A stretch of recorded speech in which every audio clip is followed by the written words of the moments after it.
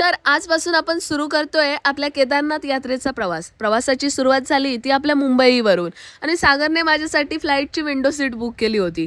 फ्लाईटमधला तो ढगांचा प्रवास करून आम्ही दिल्लीला पोहोचलो. दिल्ली एअरपोर्टवर उतरल्या उतरल्या आम्ही कॅब केली आणि तिथे आमची पुढची ट्रॅव्हल गाडी थांबली होती, तेथे पोहोचलो. आता इथून पुढे आमचा ग्रुप एकत्र प्रवास करणार होता. प्रवासाला सुरुवात करण्यापूर्वी आपल्या ग्रुपमधल्या एका काकांनी मस्त श्री गणेशा गेला, नारळ वाढवला आणि एक पॉझिटिव्ह एनर्जी घेऊन आम्ही पुढच्या प्रवासाला निघालो. दिल्ली टू हरिद्वार हा प्रवास जवळजवळ 7-8 तासांचा होता. रस्त्यातल्या गप्पा गाणी मस्ती करत आम्ही संध्याकाळी 5:30च्या सुमारास हरिद्वारला पोहोचलो.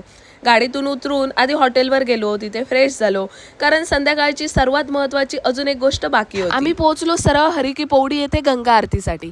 तिथलं वातावरण आणि तो भक्तिभाव शब्दात सांगता येणार नाही. सागरने तिथे मस्तपैकी गंगा स्नान केलं.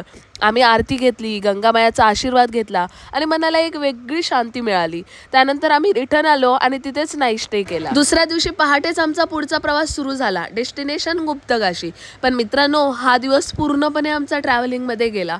डोंगराळ रस्ता आणि त्यात अफाट ट्रॅफिक. आम्हाला पोहोचायला जवळजवळ 10 ते 12 तास लागले. तिथे आम्ही फक्त रात्री 2 तास झोपलो आणि 1:30 वाजता उठून सगळ्यांनी मिळून मला छान सरप्राईज दिलं. तिथे माझा बर्थडे सेलिब्रेट झाला आणि हे सेलिब्रेशन माझ्या कायम लक्षात राहील. तर असा होता आमचा दिल्ली ते गुप्तकाशी पर्यंतचा 2 दिवसाचा प्रवास.